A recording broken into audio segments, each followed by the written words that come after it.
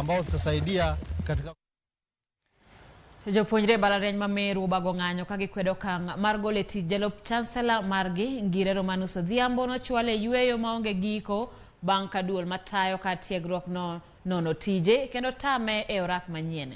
Ngire Odhiambo to wacho ni osego tich e yo makare ka wacho ni siasa koda kwede ema ketho dongruok mare. Ray Polo nigi lipodno.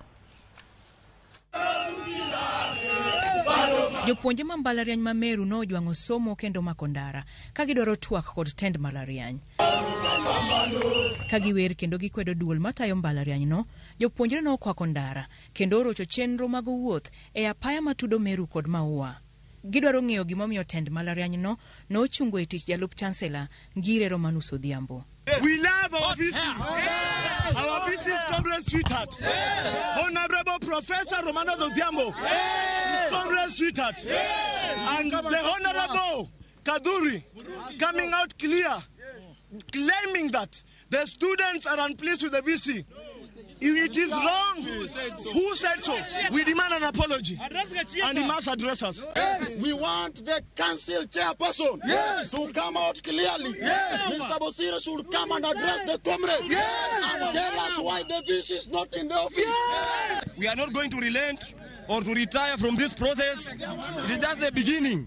This is a mini demonstration, and if it continues, we are going to come out in large numbers to ensure that we eject the whole administration and remain with the VC, Romanus Odhiambo. Ngire Odhiambo noyudore tago bang' duol ma mbalariany ma Meru remie orak mar dhi mbele gi tije. Oboke mane ochwal kod duol matayo mbalariany no nolero ni Ngire Odhiambo norem chopo ageta kaka jalup chancellor, omiyo duol ok ne nyal miye orak machielo. Kaluwore kod duoko makamano, Ngire Odhiambo nomi yweyo mochuno. Bende tend mbalariany no kumo Ngire Odhiambo e chung' ne chenro madongo madwaro omenda mathoth e lo mbalariany no kanomiye mana teko e wi omenda matindo tindo mapile ka pile. Kata kamano, Ngire Odhiambo odok ne tije ka olero ni osebedo jatelo kuom higni mang'eny matayo mbalariany ok nyal tame. I'm a full professor over to 15 years. Promotions are earned. Promotions, you don't go on strike to be promoted. Promotions are basically earned.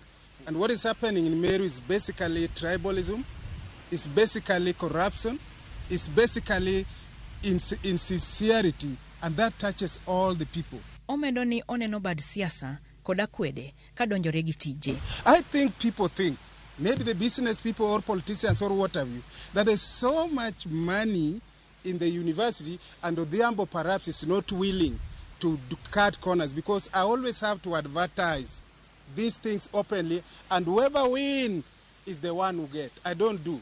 And what Kenyans don't know, but people know, and I know it used to happen a long time ago, that today when you advertise things, you have a contract, you have to create what is called CIT, Contract Implementation Team. Moko kuom ng'ur ma bende noket e wi tend Odhiambo otenore kod thuolo mag tije.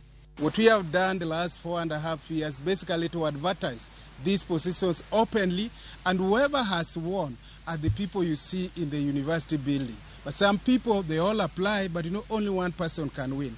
That is one of the causes of the noise. E kinde no, duol ma Meru University no puodho Charity Gishuki kaka jalup chancellor e yor kojolo. We have been in peace with our comrades na tumekuwa tukiendelea vizuri, na kama Rumano hatarudi hakutakuwa na amani. Ywaruok e mbalariany ma Meru omiyo jopuonjre ong'anyo ka koro tipo ma mbalariany no mosebedo gi kwe olokore kar ng'wech e kind jopuonjre kod obila. Ray Polo, Ramogi TV.